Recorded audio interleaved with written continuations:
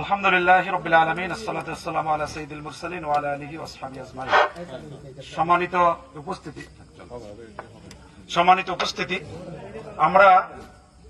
আমরা অত্যন্ত ব্যথিত দুঃখিত এজন্য যে আমরা আজও যদি আমাদের কানে আসে যে আমাদের প্রিয় নবী, যেই নবীকে আমরা আমাদের হৃদয়ের চাইতে বেশি ভালোবাসি, যেই নবীর জন্য এই দেশ নয় গোটা বিশ্বের লক্ষ কোটি মানুষ জীবন দিতে প্রস্তুত, তারপরও সেই নবীর সামান্য অবমাননা, সামান্য কোন কটূক্তি এইটা আমরা সহ্য করব না।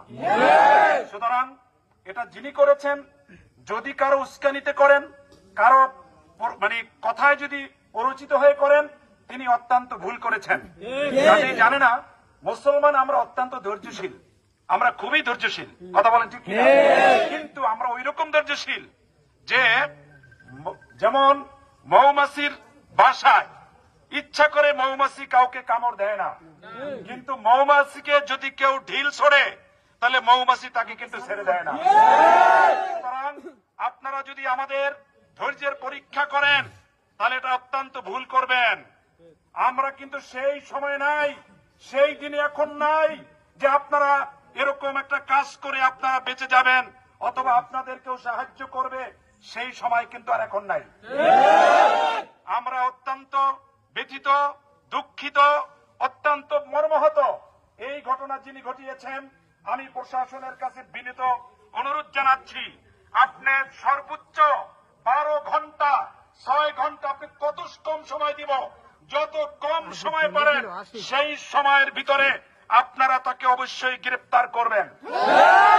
আমরা কোন আইন আমাদের নিজের হাতে নিতে চাই না, কারণ আমরা জানি এটা নিয়ে বিগত দিনে আমরা দেখেছি ইসকনের নামে 5 তারিখের পরে দেশে একটা গোলাপানিতে মাছ শিকার করার চেষ্টা করা হয়েছিল।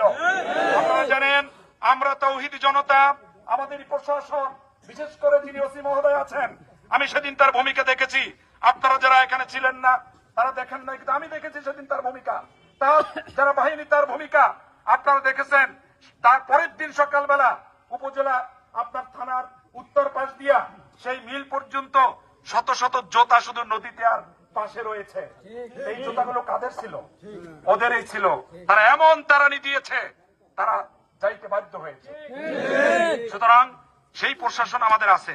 কাজেই আমরা অত্যন্ত আশাবাদী যে তারা অবশ্যই তাকে গ্রেফতার করে, যেহেতু আমরা জানি যে আমাদের বাংলাদেশ ইসলামী শরিয়া মতো চলে না, কিন্তু তারপরেও আমাদের দেশ